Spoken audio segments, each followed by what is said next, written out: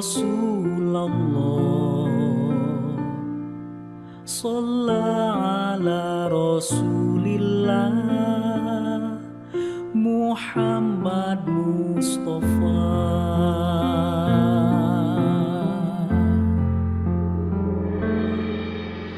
Ada satu bintang, sinarnya berseri, cahaya atas cahaya, tempat yang utama.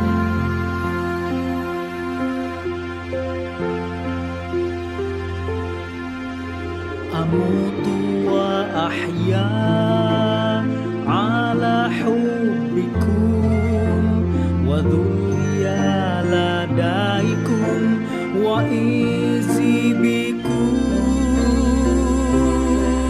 Sallallahu Allah ya Rasulullah, Salam Rasulillah Muhammad Mustafa. Sallallahu Allah ya Rasulullah, Sallallahu Rasulillah Muhammad Mustafa.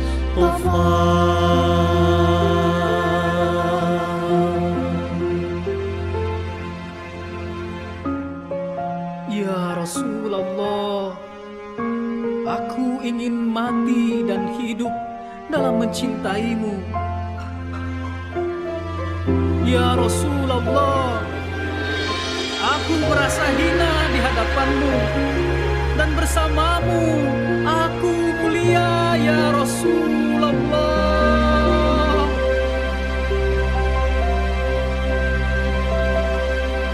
Sallallahu Allah ya Rasulullah, Salam Rasulillah Muhammad Mustafa.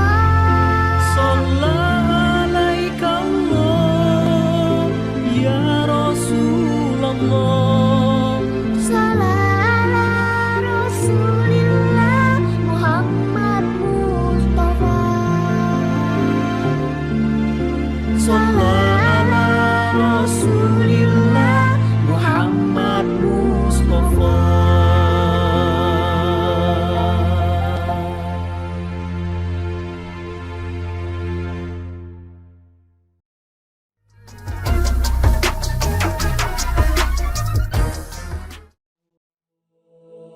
السلام عليك يا رسول الله ورحمة الله وبركاته. السلام عليك يا محمد بن عبد الله. السلام عليك يا خيرة الله. السلام عليك يا حبيب الله. السلام عليك يا صفوة الله. السلام عليك يا أمين الله. أشهد أنك رسول الله، وأشهد أنك محمد بن عبد الله، وأشهد أنك قد نصحت لأمتك وجاهدت في سبيل ربك وعبدته حتى أتاك اليقين. فجزاك الله يا رسول الله أفضل ما جزى نبيا عن أمته. اللهم صل على محمد وآل محمد أفضل ما صليت على إبراهيم وآل إبراهيم إنك حميد مجيد.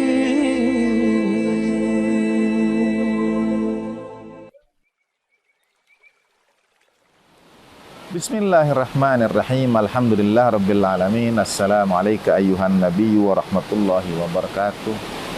Assalamu alayna wa ala ibadillahis salihin. Assalamualaikum warahmatullahi wabarakatuh. Asyhadu an la ilaha illallah wahdahu la syarikalah wa asyhadu anna sayyidana wa maulana Muhammadan abduhu wa rasuluh. Allahumma salli wa sallim wa barik ala sayyidina Muhammad wa ali sayyidina Muhammad wa anjil furajahum syarif warzuqna fid dunya ziyaratahum wa fil akhirati syafa'atahum. Pepatah mengatakan, barang siapa menabur dia akan menuai, barang siapa menyimpan benih dia pula yang akan memanen hasilnya. Ada aksi reaksi, sebab akibat, ada keniscayaan konsekuensi. Selain karena semua kita akan dimintai pertanggungjawaban kelak di hari akhir oleh Allah Subhanahu wa taala, tetapi akibat dari perbuatan kita itu akan tetap berdampak. Ini yang pada hari-hari akhir bulan suci Ramadan mesti kita mohonkan banyak ampunan kepada Allah Subhanahu wa taala. Kita berbuat kesalahan, berbuat dosa, kita memperoleh akibat dari dosa itu, tapi pada saat yang sama sangat terbuka, sangat mungkin ada dampak yang terjadi pada diri kita atau pada keluarga dan orang-orang yang kita cintai. Ada pertanyaan anak-anak sekolah, kurang lebih, mengapa kalau Nabiullah Adam alaihissalam yang mendekati pohon yang terlarang itu, memakan buah yang sering disebut buah khuldi itu, kalaulah Nabiullah Adam alaihissalam dan ibunda Sayyidatina Hawa salamullah alaiha yang kemudian Allah Ta'ala turunkan dari langit surganya menuju bumi dunia ini, mengapa anak keturunannya juga memperoleh akibatnya, memperoleh dampaknya? Seakan-akan anak-anak sekolah ini ingin bertanya, kalau dulu orang tua kita Nabi Adam dan Siti Hawa di surga, kenapa kita tidak bisa tetap berada di surga juga? Nah, saudara, perihal Nabiullah Adam alaihissalam dan ibunda Siti Hawa sering disebut oleh para ulama sebagai tarkul aula. Ketika ada yang baik dan lebih baik, yang dipilih yang baik bukan yang lebih baik. Sebagian menyebutnya mungkin untuk para nabi tidak disebut dengan dosa, tetapi sayyatul abror, sayyatul muqarrabin, hasanatul lil abrar. Jadi ada satu kebaikan pada derajat al-abror yang sebetulnya bagi al-muqarrabin pada derajat yang dekat dengan Allah Subhanahu wa taala itu menjadi sebuah sayyi'ah, menjadi sebuah keburukan. Nah, dalam Islam tidak dikenal dosa turunan. Dosa tidak bisa diwariskan. La taziru waziratun wizra ukhra. Tidaklah seseorang mewarisi, tidaklah seseorang dibebani dengan dosa yang lainnya. Dosa tidak bisa diwariskan. Tapi dosa itu ada dampak dan akibat yang dirasakan bukan hanya oleh kita, tapi oleh generasi kemudian, oleh anak-anak kita, oleh keluarga kita. Itu yang sesungguhnya akibat yang teramat berat dari perbuatan dosa itu. Contoh sederhananya, kalau seseorang melempar batu, A lempar batu pada B yang dosa A, tapi yang kena dampak, yang dahinya tergores luka adalah B. Yang berbuat dosa A, dosanya A, tapi dampaknya ada pada B. Siapa menanam, kelak dia akan menuai. Kalau kita jaga alam yang indah ini, kita akan menanamnya. Tapi kalau ada yang berbuat kerusakan, walaupun bukan kita tetap akan terkena dampaknya. Siapa menanam, dia akan menuai. Bukan hanya pada hal-hal keseharian. Dalam riwayat dari Imam Hasan Al-Askari alaihi afdalut tahiyati wat taslim, diriwayatkan dalam Al-Bihar, man yazra khairan yahsid ghibatah. Barang siapa yang menanam kebaikan, dia akan menuai ghibatah. Belum saya terjemahkan dulu apa itu ghibatah, karena ada hubungannya nanti dengan yang kedua.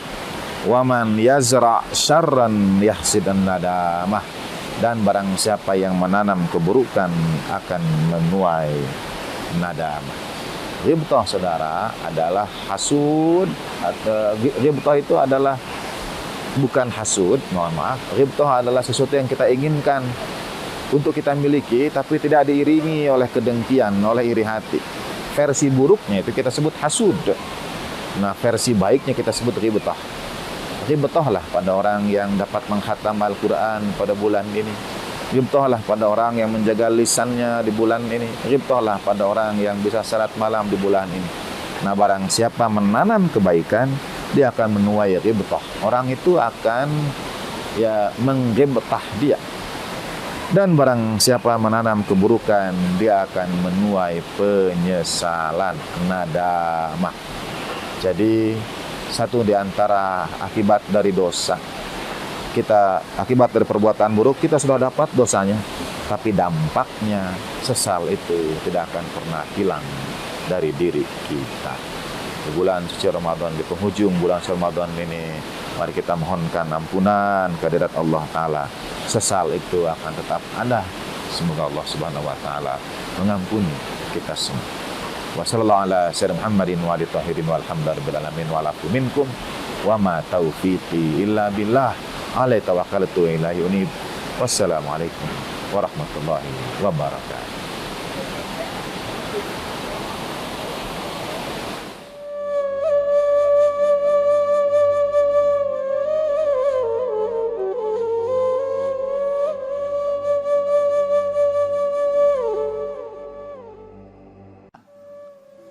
Saya ini menyampaikan ini karena saya sudah 70 tahun. Khawatir nanti saya pulang ditanya, mendapat kehormatan juga sekiranya ditanya Rasulullah Sallallahu Alaihi Wasallam, apa engkau sudah sampaikan kisah dua aliran ini?